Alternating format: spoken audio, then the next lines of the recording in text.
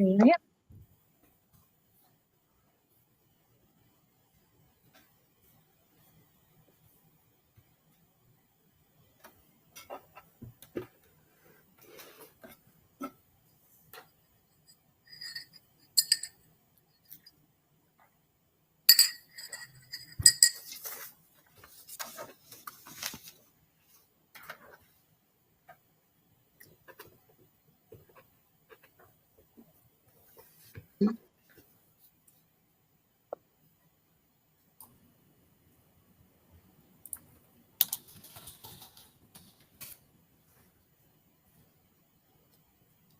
Okay, so I think we are starting.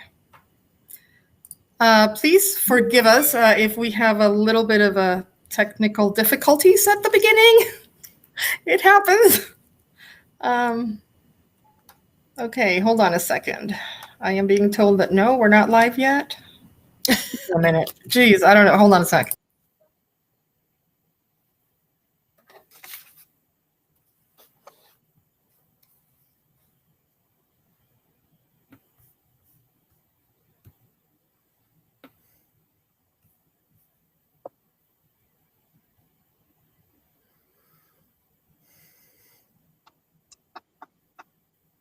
Okay, we are live. Welcome to your 37th Legislative District Virtual Town Hall with your Senator, Rebecca Saldaña, and your state representatives, Sharon Tomiko Santos and Kirsten Harris-Talley. And without further ado, I am just going to get this started, and let's start with introductions with the Senator. Hello, good evening. Thank you all for joining us. I see a message from David Mosier, but I know that there's others joining us as well on YouTube, on Facebook, and on this restream. Thank you for taking time on one of the hottest days of the year so far to engage with us so that we can share some highlights now that we have had a month to get many of our bills signed into law. And I look forward to talking with you about this historic year where we really did, I think, as a legislature, show up for our community, for our immigrant community, for our undocumented community, for racial justice. And I'm very excited to have this conversation with my dear colleagues of the 37th. I will pass it on to Representative Kirsten Harris-Talley. Thank you, Senator Saldaña. It's so good to be here again with neighbors. Thanks for joining our virtual town hall. I'm the newest representative of our All Women of Color delegation, and I serve on the Finance Committee, the Children, Youth, and Families Committee, and the Environment and Energy Committee, and have been so excited already to find where my heart is in activism, already work happening with communities. So really excited to hopefully see folks as we continue to vaccinate out and about in community. And with that, I'll pass it on to Representative Santos. Thank you very much, Representative Harris-Talley and Senator Saldaña. I'm very excited to be joining the both of you this afternoon for our virtual town hall. My name is Sharon Tomiko Santos. I represent, along with my good colleagues, the 37th District. I have done so for the last 23 years. Currently serve as the chair of the House Education Committee. I also serve on what is known as the Consumer Protection and Business Committee and on the Capital Budget Committee. The reason I mention the length of my term of service is I can say honestly from the position of long retrospection, I have never seen a session quite as significant as the one in which we just concluded our business. All things were stacked against us. Honestly, I had my doubts about our ability to maneuver successfully, given that we were meeting virtually and not in person, that we did not know how communication was going to take place. We did not know how our communities were going to participate. And yet, as Senator Saldaña already indicated, this was an historic session in terms of victories for people of color, for poor people, for working people, for families, for women, for the taxpayer. We made tremendous investments in our communities and in our state. And I would be remiss if I didn't not acknowledge that we could not do this had we not had a majority in the Congress to help our president secure adequate federal relief funds so that our people in our communities could experience some relief. And so I am looking forward to responding to the questions more in detail around some of the policies. But as an overview, I just wanted to acknowledge that I have, in these past 23 years, never seen a more productive, constructive, and beneficial legislative session for the people of the 37th District. Okay, we're going to go back briefly with Senator Saldaña. You wanted to add something to your intro. I just realized I was so excited to get started that I didn't share my positions that I have the honor to play on behalf of the 37th. So I do serve on a couple different committees. I'm vice chair of the Transportation Committee. I have served since I began in the legislature on the Labor and Commerce, and we've added tribal affairs to that committee.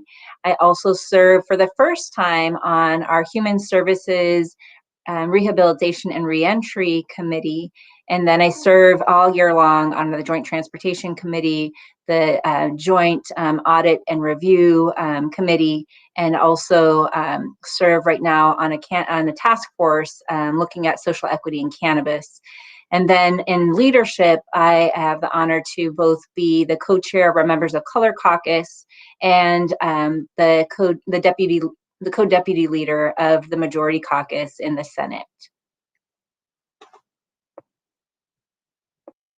So let's get this started. We have different ways of getting questions from you. You can either enter your question in the comments box, whether you are watching us through YouTube or Facebook, or if you got an invite, you got a link to the survey questions, Survey Monkey questions. And we're going to start there. This is a longish question, but it's a really good one. So here we go. I work with healthcare for the homeless in downtown Seattle, and over the past year, we've seen 2 employees murdered in or around the housing units and numerous assaults on staff member in DESC and Plymouth Housing. We are now having issues in retaining employees largely due to lack of personal safety. I understand the concept of housing first, but it seems to end there without addressing issues of substance abuse or mental illness. The status quo is not working. Our homeless population keeps growing. What do you propose to address the issues of substance abuse and mental illness to make those of us who work with this population feel safe again? This question was submitted by Julia.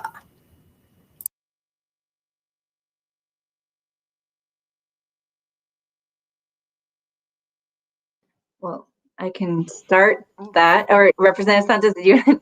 No, sorry, I was looking for the mute, so please go ahead. Yeah, no. I mean, first of all, Julia, I just want to recognize the impact that all frontline workers have been experiencing since the pandemic began, particularly the homeless service providers, the work that you guys never closed. You were open throughout that time. And I know that there was a commitment to getting folks out of the congregate shelters into hotels. And I visited the Red Lion and the Renton, and I know that we've put in a lot of resources this year to support do supportive housing and behavioral health in the capital budget and in our underlying budget. And I do think that the work that I'm always bad with numbers, but the last bill one of the last bills that we addressed was around the Blake decision and making sure that we are actually addressing behavioral health as a public health pandemic, an issue that needs structured resources and support. And we know that can't happen overnight, but I do think there, with the task force and also with the investments that we did put into the budget, that we are putting a meaningful down payment, and definitely will be looking to you and to especially the organized workforce at DSC on the front lines to help inform us about the policies that we need to be working on this interim when we go back to session. All right. Oh, yeah, go ahead. No, please. Thank you. Actually, thank you, Senator, for that very solid response.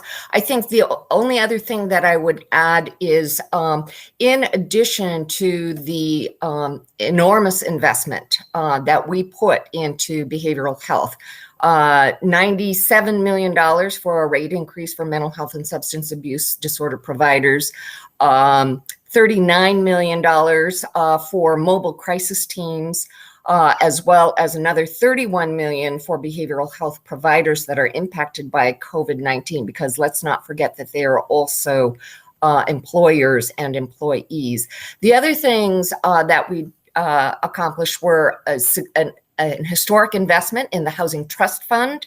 And we also, we can't lose sight of the fact that sometimes it's as much about tweaking things that we've already done and not just about new ideas. And so one of the things that we created more flexibility, some of you may recall and may have voted for the additional local county tax for to address homelessness, which allowed our county to impose an additional tax that allowed them to invest in new housing development, but it did not allow them to purchase existing housing stock or existing housing development. That was legislation that we changed this year, so that, again, we already had the law on the books, but we tweaked it a little bit so that it could be more flexible in responding to current crises. It is a phenomenon that we have to attack on multiple fronts. I'm sorry to say that this is a problem that did not just appear overnight, even though sometimes it feels that way. We can trace this back to the 1980s when Ronald Reagan started to decentralize a lot of federal services and facilities and sent those beneficiaries of those services and those facilities to the states and to the cities to take care of. And so we will have to be persistent in our response. All right, thank you. Folks, if you are watching us and listening to us and you have a question, please make sure you type it into the comments section of the platform where you're watching. We have a couple of live questions right now. One is from Joe, who is asking, why did House Bill 1329 stall in the Senate? And will it please be revived? This bill has to do with public meeting accessibility and participation. Yes. Thank you, Joe. That's a good question. It did make it all the way to the Rules Committee, and I know that there is a commitment. We are in a biennium, but we work on 2-year cycles, so none of the bills that didn't make it all the way through are dead. They're just go back to the House of Origin.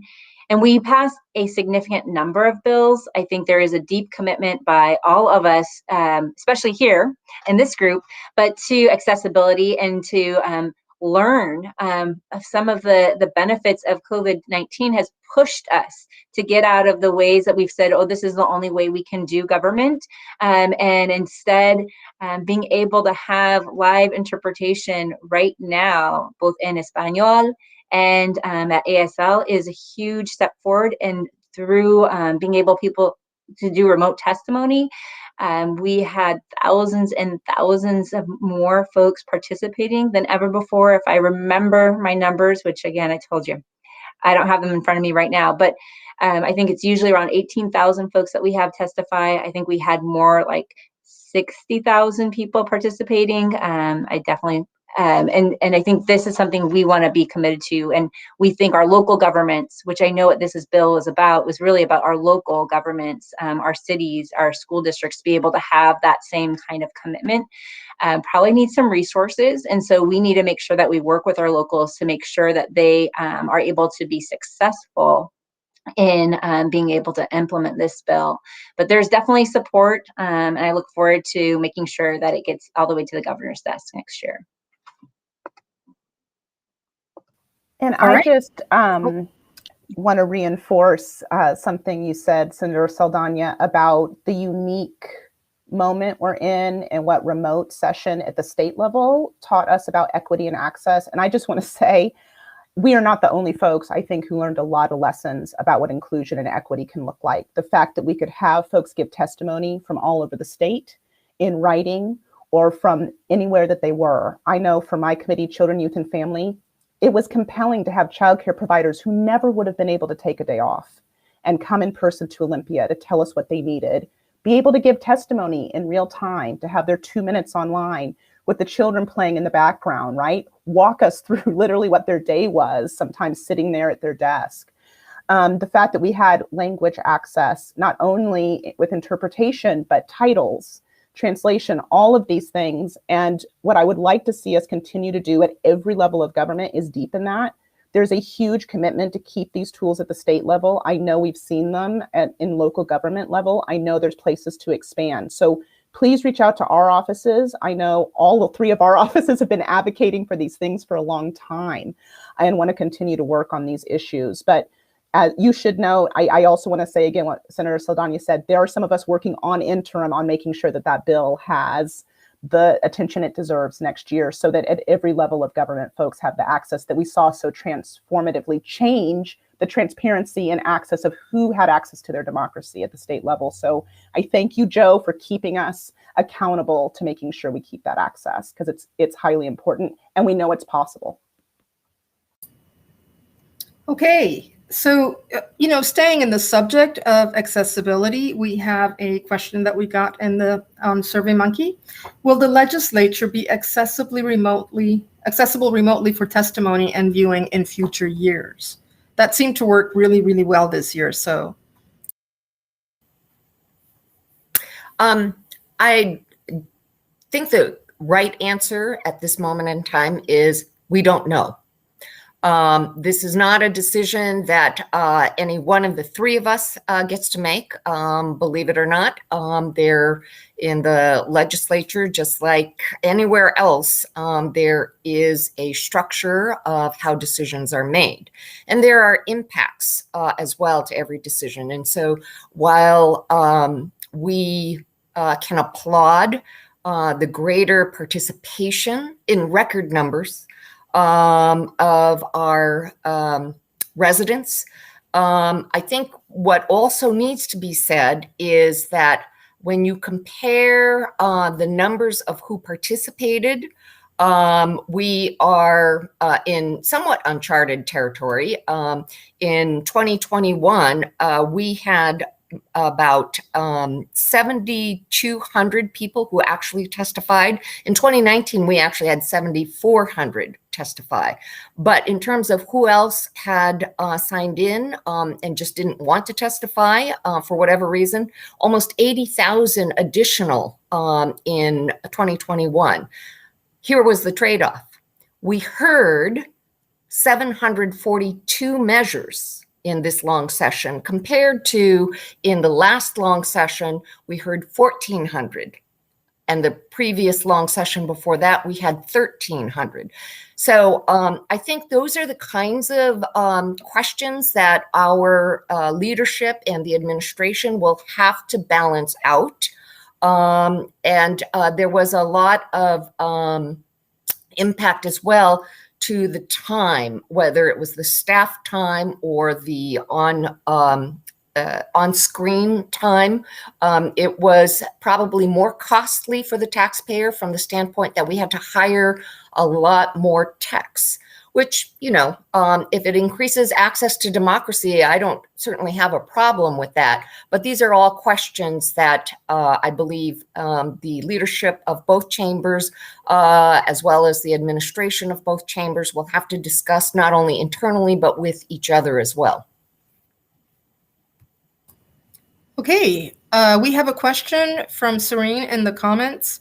Today is the start of Pride Month. Could you please share the importance of sharing pronouns and the work that you do to support LGBTQIA+ community?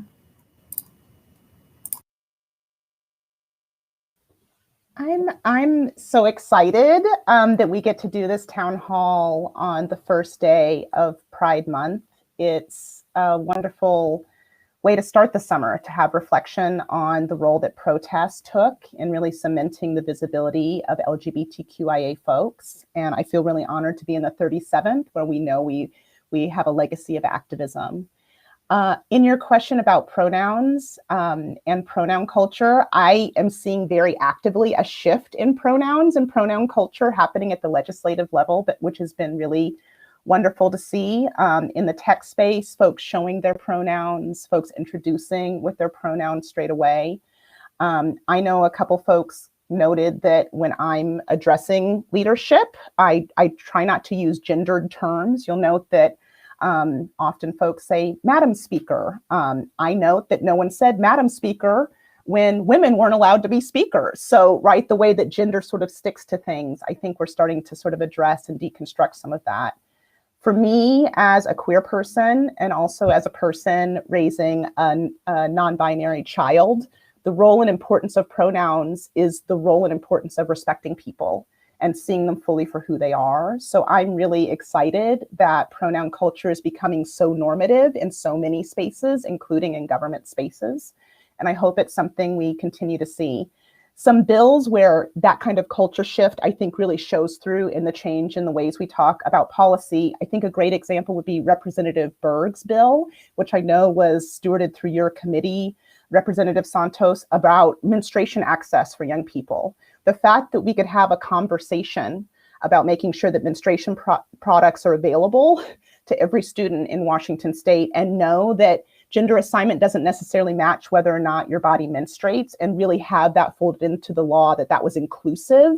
Those are the kinds of shifts that happen, I think, when we have this kind of transparency of really being inclusive in the way that we see whole people and whole communities. So that's one of, I think, many examples of the way that a lens of LGBTQ equity and justice has been folded into policy this leg session. And I love hearing from neighbors like you about how we can continue to strengthen that and bring it forward. So it's a great question, Serene. It shifts the way we talk and respect each other, and that's important. Okay, we have another question from the survey, and this one is directed to Senator Saldaña. The HEAL Act was a big step toward environmental justice for our communities. What else are you working on, and how can we help? Okay, well, I'm going to take a little privilege and just, because I just love, I love celebrating that at my kids' school, the fact that they had a day where we celebrate that all family, love makes a family. And and it connects to HEAL Act, because this weekend I took my my daughter and some of her friends to a park in Madison Valley to build on the work they've been doing to learn about stormwater, the Salish Sea, pollution, climate change, and we wanted to see how that integrated on a community level. And when there's a park in Madison Valley that is in partnership with King County to address stormwater drainage and containment, and it was inspired, unfortunately, with the death of Ms. Fleming, who a sex couple with Charlene Strong, and because there was a huge flood, she lost her life because she was in the basement and couldn't get out. And it was and it addressed the issue that when they went to the hospital, that her partner couldn't have easy access to be able to be there for her partner because it was before marriage was legal. And the young people were able to have that conversation. That is that's environmental justice, and that it's now a beautiful park where kids can go and learn and be, and no matter who you love, you're able to be in that space safely. That is the kind of work that we're about, and that's what the HEAL Act is about. And so what I'm working on right now is making sure that the HEAL Act is real, that the environmental justice principles and oversight and accountability of making sure that we're doing process and outcome is real. And that means making sure that we're working with the agencies, working with community to make sure that the Oversight Council, which will be getting stood up starting July 1st, that we have folks ready to take on that work, because our job is to work with community to hear what the needs are, to shepherd through legislation. But the real work begins when the governor's signature comes on it, and to make sure that it actually becomes meaningful in the lives and makes a difference in people's lives. So that's one piece. And then I know there's other questions coming up in terms of, the next thing around around environmental justice. All right, thank you. We're going to shift now and talk about education. This question is from Craig, submitted to the SurveyMonkey. What were the legislative issues affecting education that affect Southeast Seattle students who did not pass? No, that did not pass, but deserve attention in the next legislative session. I'll go ahead and start. And first of all, send my greetings to librarian Craig Seasholes.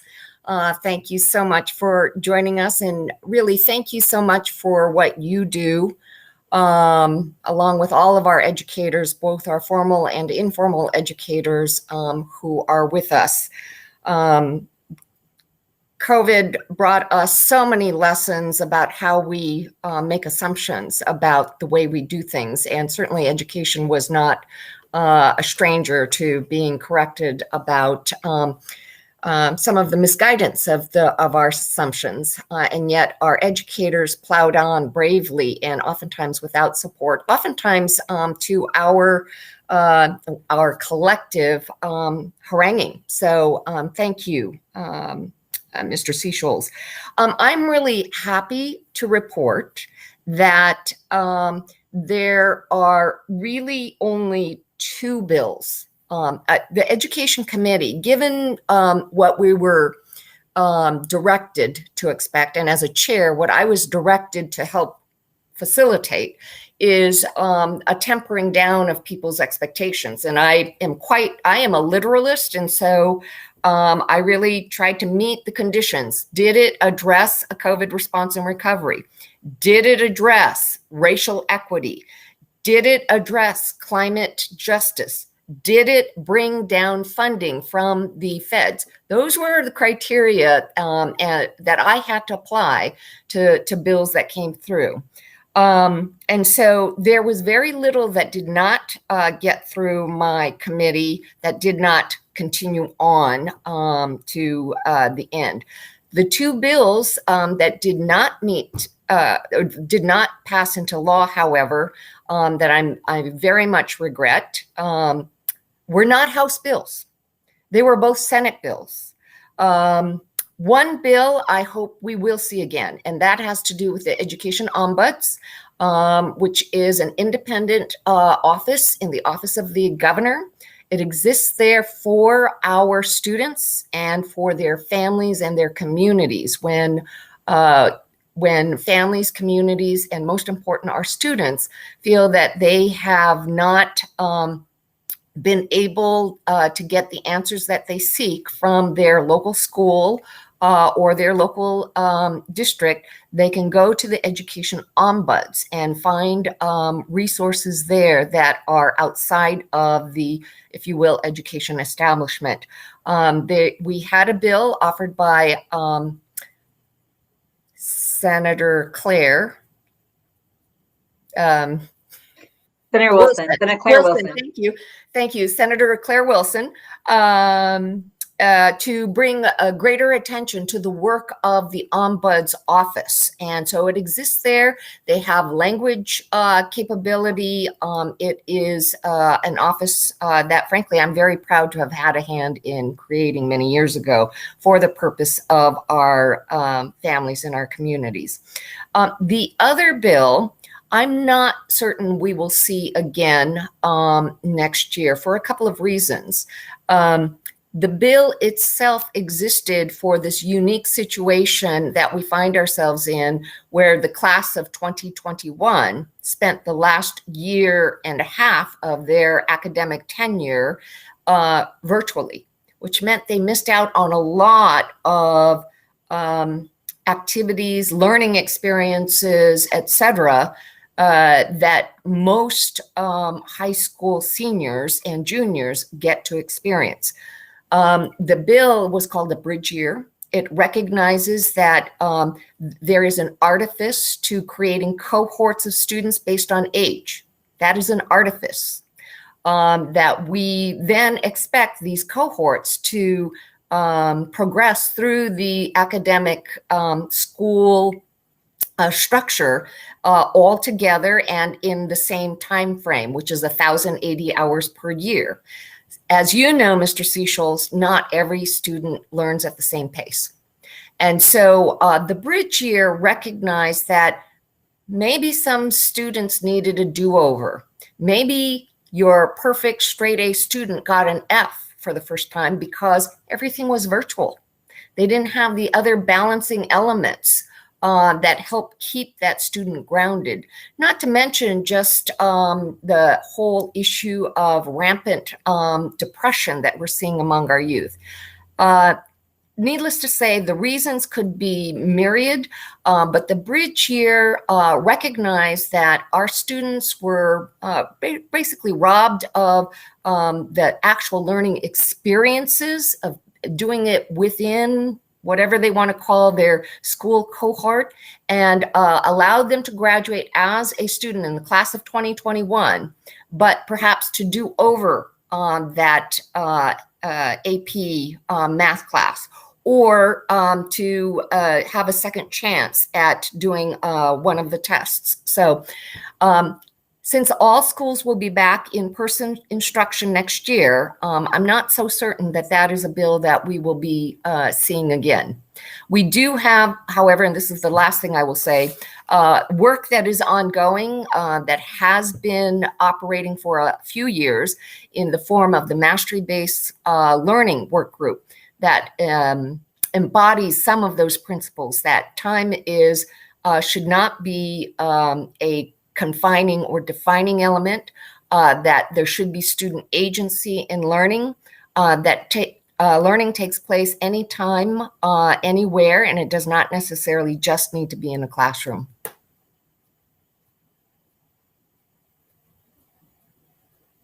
Okay, sorry, I was losing the button there. Okay, next we have a question from Andrew Kitty or Kid. He says, thanks for representing us. What investments will you ask for in transportation package so Washington can develop safe, sustainable, affordable transportation? And will there be a special session?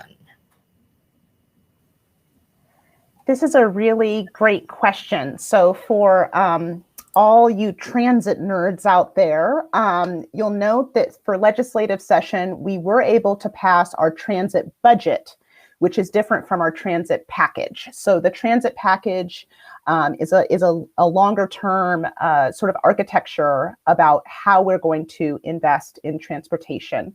And so as many folks know, we were hoping to pass both a budget and a package this legislative session. While we got the budget out, we did not get the package out. The answer is we do not yet know if there will be a special session. I know all of our offices are extraordinarily communicative, so I'm sure as soon as we know, we'll make sure you, our neighbors, know. And the big consideration around the transportation package with some of the policy that we did pass oriented about both the Climate Commitment Act and some dollars that were going to be committed there towards transportation that was going to influence the package. What we do know is that some of the provisions that we knew could possibly influence what was and was not in the package linked to that policy is actually under scrutiny right now. And part of it was actually vetoed as well with the signing from the governor. So that changes some of the circumstances. But we also saw some dedication there with the passing of the clean fuel standard finally this year that will influence the transportation package. I will note what's very exciting about the dollars that were going to be stewarded for some of the policies that we did pass this leg session is that it opens up some opportunities for us to get into other forms of transportation other than road expansion and maintenance with how we can utilize funding. For folks who track our transportation funding, we do have some limitations for how certain dollars that are raised through gas tax and others are spent, which has limited some expansion of other ways that we can invest. So it's exciting to know that we've contextually been having a conversation about what are the other options of revenue and how do we put them into bike access, walking access, and transit buses, light rail, and other transportation options. I know Senator Saldaña, you bobbed in and out, but we are on a conversation about the transportation package. And I know you, amongst all of us, have actually still been in meetings. I feel like you never actually got a break from this conversation. So don't know if you have anything to add about the context of the package. No, thank you so much. And my apologies. I don't know what happened, but here I am. I think it's really important that, yes, I was part of a group in the Senate that was really trying to get a package through, and we did move a lot of work, but given everything else, this is the one thing that didn't get done. But I think it's really important to build on what Representative Harris-Talley spoke to. We did reset the framework of what a next transportation package needs to be about. One, it needs to be about environmental justice. HEAL Act does include, as the 7 covered agencies, Department of Transportation. And I know that we're working with that Department of Transportation to understand how they will participate in the interagency work group and how they're thinking about which of their significant agency actions should be considered, and already doing some of that work. I think the other piece is that we did pass clean fuels policy, which has been the work of Representative Harris-Talley for sure, but Fitzgibbons has been working on this for a very long time. There's a crew in the Senate that worked really hard with him this year to make sure we got that to the governor's desk. We also then did put in the Climate Commitment Act, which, is $5.1 billion towards transportation. And thanks to, again, our partnership of bicameral work, made sure that that can't be 18th Amendment eligible for.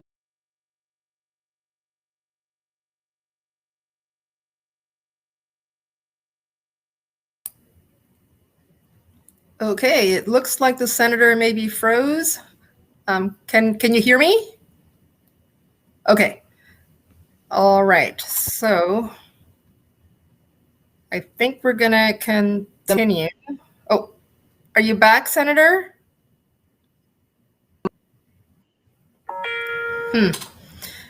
All right, why don't we just ask the next question, and if she comes back, then we can revert. The next question is from Serving Monkey from Joseph. Can you talk about how the legislature is ensuring equitable resources for immigrant refugee communities, including undocumented communities, for example, the Washington Immigrant Rights Fund and Working Families Tax Credits?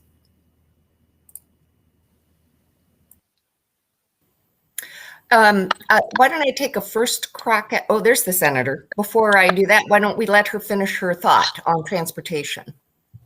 Oh, thank you. I mean, I think I was just going to say, if you want to get involved, there is going to be interim work. The speaker and leadership on the House and our majority leader have assigned a group of us to continue to do work this interim, to work with community and with stakeholders and our colleagues to come up with a package that can work for Washington and that's worthy of Washingtonians. So feel free to reach out to my office, Representative Riccelli, of course, the Chair Phi, and the House as well. But in terms of leadership, Representative Riccelli is going to be that liaison, and I for the Senate leadership. And so we'll be doing some work and hope to hear from more of you. Please get involved. And if you haven't done some of the work that around the disability advocacy that's happening around transit has really reshaped our conversation. So get involved with community organizations that are committed to clean transportation future to join their efforts because it is making a difference. All right, Representative Santos, do you want to continue with the other question? Yes, thank you. And actually, I'll begin by giving credit to the folks who serve on the Transportation Committee, and particularly the House Transportation Committee took an extraordinary step last summer. In so far that I'm not quite sure how they managed to get it approved, but of course, transportation is one of the big budgets. And so, well, and maybe it was because everything was happening virtually. They did close to 20 community forums across the state. So it was virtual, where they met very specifically with different communities, marginalized communities, typically communities with little to no access to the normal processes of government, immigrant, undocumented, communities of color, et cetera, folks with disabilities. And based on the input of these communities, the Transportation Committee reshaped the way, not just what appears in the transportation budget, but the way they actually consider the policy decisions in the Transportation Committee. It was a sort of it was one of those moments where they took it up and they did it with, I think, really great, not only great intentions, but great results. Still early, of course, but we are changing the course of a steamliner, as we used to say back in the olden days, where you're changing the trajectory. And so as a member of the Capital Budget Committee, we, of course, didn't get a chance to start our work until the middle of session, but we are following the lead that was taken by our colleagues in the Transportation Committee. And I really wish to call out Representative Javier Valdez from the 46th District, as well as Representative Bill Ramos from the 5th District, who took a leadership role along with the chair, Jake Phi, in saying, if we want to place those communities who have so often been on the outside of government thinking, in the center of government thinking, then we have to go to them. We have to listen to them, and we have to place their voices in the midst of our policy discussion. And so in the capital budget, we are beginning to do much the same thing because, and this is the point that I want to get to with the question, is as speaking as a person of color, and only for myself, not for my colleagues, but speaking as a person of color, I resent being given a portion of the budget.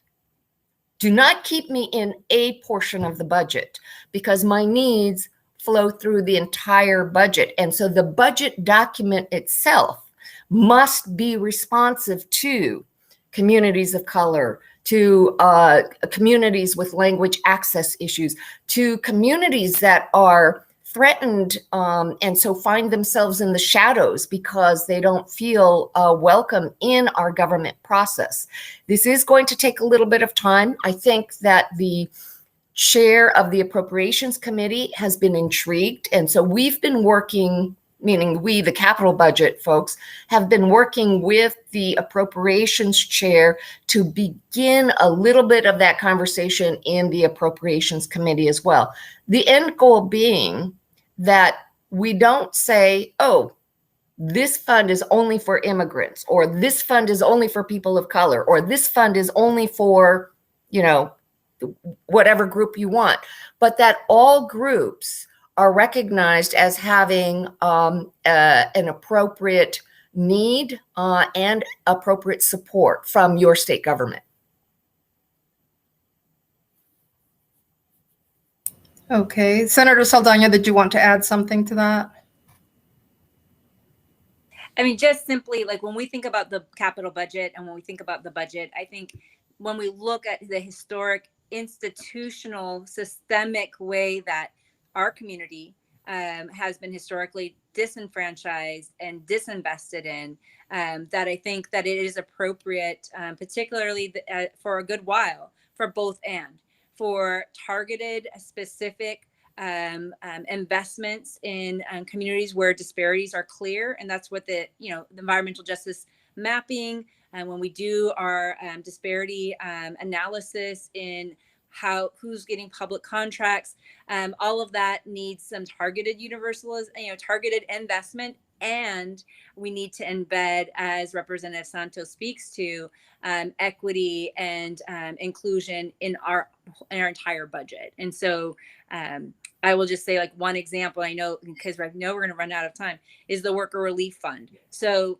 it was specific and intentional that our federal government refuses to do anything on immigration reform, and then excluded immigrants who are many times essential workers from any of the federal relief. And not only them, but if there was some U.S. born person was living with someone, then they're excluded too. And thankfully, Biden's administration has kind of tried to address that. But that is why we did a specific worker relief fund for undocumented individuals. And we're able to build that into the governor first started that with a lot of community pressure and support. And then we were able to, through both the early budget and then the final budget, make over $350 million investment in making sure that frontline essential workers have some relief because they pay taxes, they are impacted by COVID just like everyone else, and they had no way or recourse to be able to support them. So that's just both end. And I just want to note as well that, this year was so unique in so many ways. And I appreciate what you said, Representative Santos, about having a lens approach when it comes to our communities, to not think it's enough to have a dedicated fund. I was really proud to work along with your office, Senator Saldaña, on the Worker Relief Fund, but we also knew it's a one-time fund, that it does not address the root issues at the federal level, and that we're going to have to continue to have that lens. And I want to note that this year was also unique. And when you look at how the budget, what's being distributed, there was also a huge push by many members of color who are part of our respective caucuses in both chambers to make sure that any dollars that were dedicated in programming, whether it was one-time funding or continuing funding, that we have priority for community groups on the ground who we know engage directly with the impacted communities, because you are organizations that are built by those same communities, are prioritized. And I just want to emphasize that, because it's something I don't want to be lost in our larger context of our general capital budget. These dollars need to be going towards community solutions where the solutions are already built. We don't need to build infrastructure in government that's redundant or even a shadow of what community is delivering itself. So to see that start in this budget, I hope it's something we continue to steward, that communities most impacted, the orgs that serve you best, are the ones who have those dollars first. I guess this is not part of the question, but I want to sort of underscore what Representative Harris-Talley just said. When I started in the legislature, there were a handful of people of color in both chambers together. So fighting this fight, not just in the communities, but fighting it in the legislature was incredibly difficult because, again, we did not have numbers to be able to prevail. And it wasn't until really about 2 years ago, or last year, well, whenever it was, 2 years ago, that we were able to elect a solid number of people of color truly representing our communities, that allowed some of these pieces to be moved. So I do want to say that it is insufficient to have well-meaning people who don't actually represent all communities. Because I had plenty of, I've been in the majority, and I'm knocking on wood, my entire 23 years. Which meant that most of my colleagues are Democrats who were well-meaning, but they don't look at the world through my eyes. And to have people who have had similar experiences to me and to the people I've been trying to represent, who get where the pushes and the pulls and the challenges are, is the difference. So it's not enough to just have good intention. You have to be able to bring the perspective and the experience to the table as well. So. Okay, we have 8.5 minutes left, so let's pick up the pace. Emily Knudsen has a couple of questions regarding specific bills. The first one is 1494 for Representative Harris-Talley, and then she also has a question about 1099 for Representative Santos. If you two can provide a couple of answers for those two, that'd be great. Yeah, so thank you so much for that question, Emily. So House Bill 1494 was introduced this legislative session, as Senator Saldaña noted earlier, because this was a long session year going into the short session year. Any bills that we want to continue to steward through interim to introduce in 2022, we can, and this is definitely a bill. I'm still doing stakeholder work, and we'll be continuing to build and improve on over interim. 1494 is the anti-displacement property tax exemption. And we want to build an independent fund that will make sure that we safeguard education while also giving a property tax break to community members. As folks experienced in 2006, 7, 8, and 9, we saw a lot of elders and others in our community pushed out due to the housing bubble. And we know that property tax is a big part of tax responsibility for working families.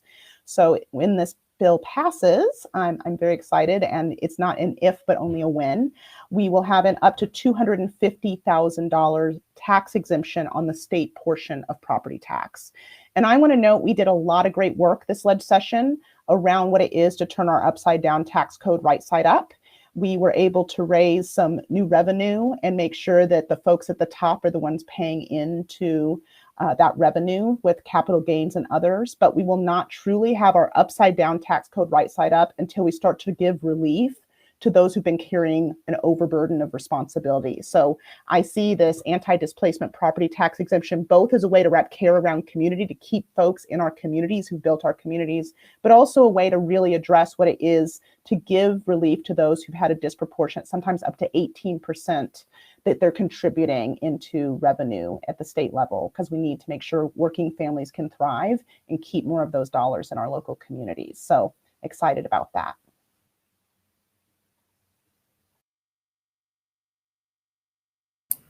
Representative Santos, did you want to address the other bill? I would be happy to say this. As Senator Saldaña indicated at the opening, the work of the legislature is done in a 2-year cycle. So the bill, because it did not complete the legislative cycle, is still eligible for consideration. The question around referral is part of the question I think you asked, is how to not get it referred to the Transportation Committee. I think that that's a deceivingly simple question to ultimately what is a very complex analysis. I hope you can understand and appreciate that none of these issues are simple.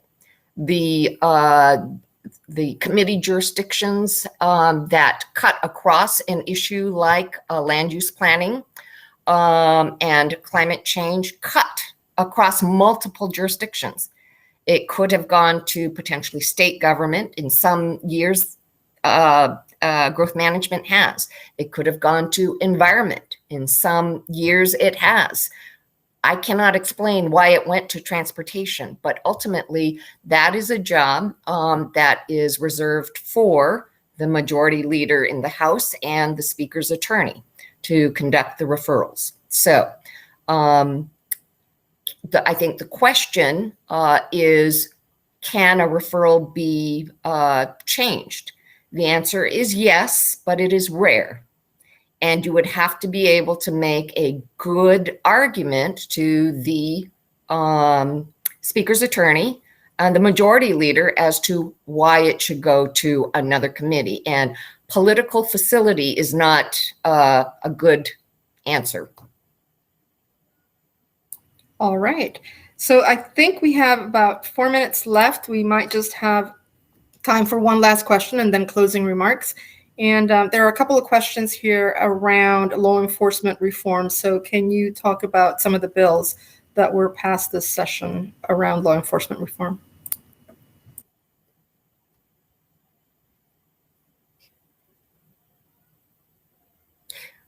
Well, I guess I forgot to turn my mic off, so I will start and say I think you see a bit of hesitation on all of our parts because unless I'm mistaken, none of us serve on the committees that actually deal with those issues, unless Senator Saldaña does. Nevertheless, we had a couple bills for juvenile justice come through children, youth, and families. Yeah. I don't mind starting and saying that the two bills I'm most excited about that passed the legislature this year, and I just want to echo something that Representative Santos noted at the top in her introduction. What a phenomenal year it was for policy. Most of these policing justice bills passed in 1 or 2 bill cycles. I think anyone who's been on the advocacy side, it's not unusual to see complex, controversial bills take 6 cycles, 7 cycles. I've worked on policy sometimes for a decade. So I just want to note that the wind beneath the wings of the legislature this year was you all taking to the streets, was you all making clear that you needed action, not platitudes. And I'm proud of the first steps of many we're going to need to take to get right on this. 2 bills in particular, Representative Johnson's police use of force and tactics bill is transformative in many ways. It's a bill that the implementation now will be on county and city levels, depending on what the structures of your law enforcement are. But no-knock warrants, what killed Breonna Taylor, that's not legal in Washington state. Chokeholds, what took Eric Garner's life, that's not legal in Washington state anymore. And a provision of that bill that I'm particularly excited about is that it also addresses the militarization of our local police forces.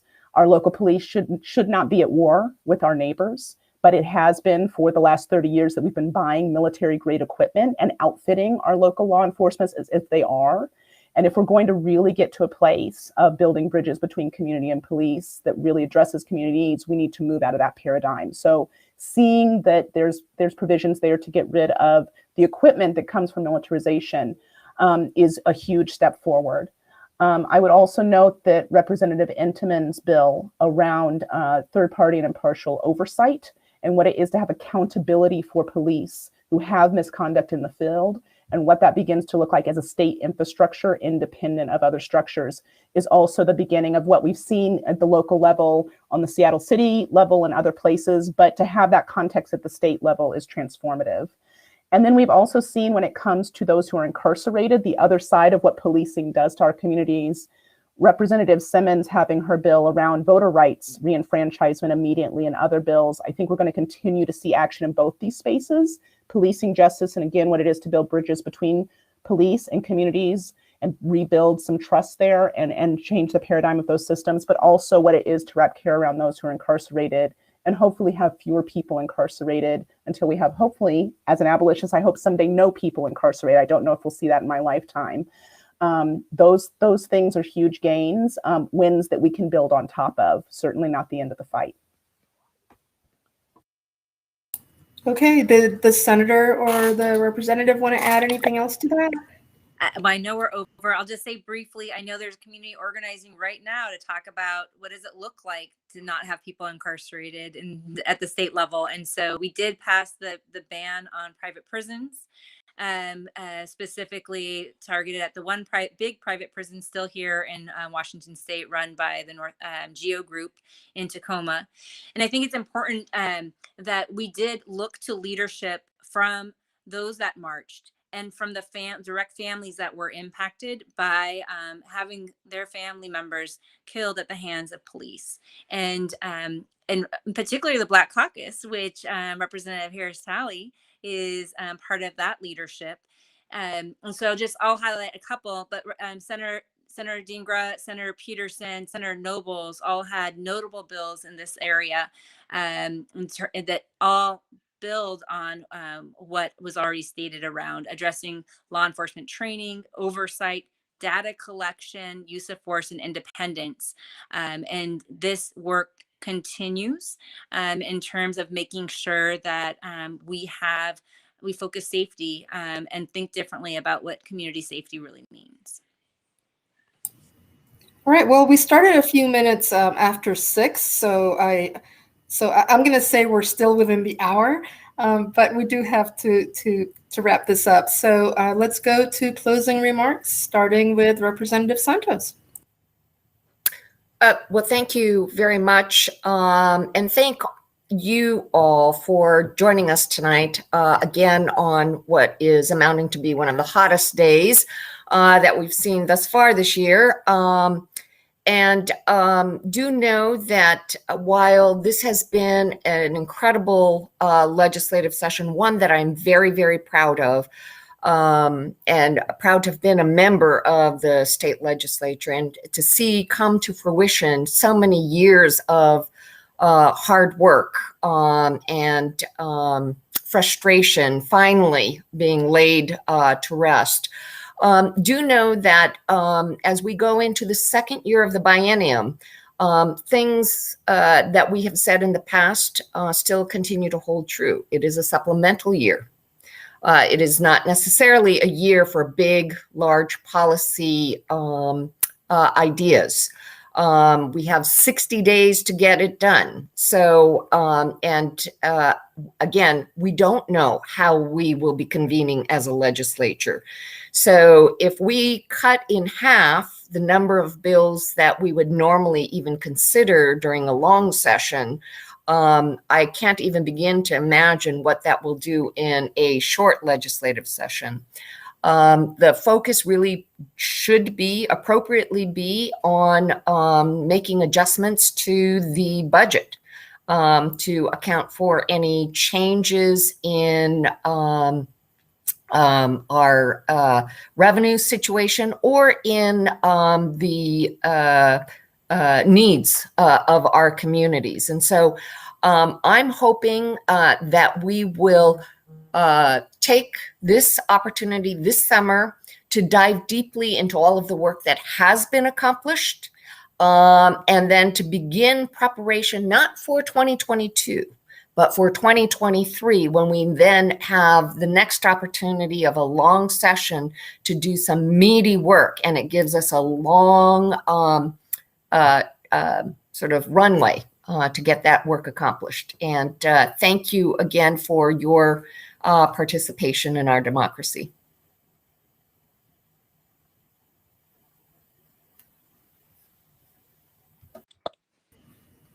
Okay, I'm next, and then your cleanup. All right. So thank you again for taking time with us. I do look forward to being fully vaccinated this Friday and being able to see more of you in and safe way, still using our masks, as so many of our young people and so many folks don't have the ability to get vaccinated. I just want to say a couple of things in terms of one bill that I'm really excited that happened. It's meaningful to me personally, but I think it is about the work that I would like to continue to do this interim, is that we removed the exemption that allowed us to be able to pay agricultural workers to not have them be included in overtime pay. And we removed that exemption. And I think that's part of the work, is how do we make sure that we're building back a safe recovery centered on our frontline workers, on Black, Indigenous workers, on our food workers, to make and our healthcare workers, to make sure that we're building back in a way that allows us to have dignity in our workplace and allows us to address the fact that our safety net never included all of us, and never intended to. But that is changing. And I do hope to see you. Please connect with us. Work that we're working on is about how do we make sure that we have an unemployment insurance that works regardless of your status as a worker in this state. If you're doing work, you should be able to access that. We're going to be looking for leadership in community and standing with you about how do we actually build restorative justice into our public health and into our criminal justice system in a way that is meaningful. So continue to undo the harms of being tough on crime and treating kids as throwaways. And so that is something that I'm committed to wanting to work on and learn in. And then it's making sure that both transportation and cannabis, places that we know are growing and continue to be needs, to make sure that we're building safety as the primary issue. People that use our transportation system need to be able, no matter what way they're traveling, they need to be able to get where they need to go safely with their life intact. And so that is going to be the through line for me as I work on transportation. But it's also about making sure that we are building maintenance and preservation, because when you put money in the transportation sector, it allows more money to be viable in our communities for our small businesses and for helping people get where they need to go. And the last thing around that is making sure that we are addressing pollution and climate change that's happening in our communities. So if those are interests to you, please follow me, please connect with us. We're looking ways to build up what kind of policies we're going to be bringing back and which ones need to be at least introduced so that it can start the conversation. And if you change the context with your advocacy, we can get it done sooner. So thank you for showing up tonight. And I just want to thank you all again for joining us online. It's really great always to connect. Our family is also cautiously optimistic about this transition with where we are with the pandemic.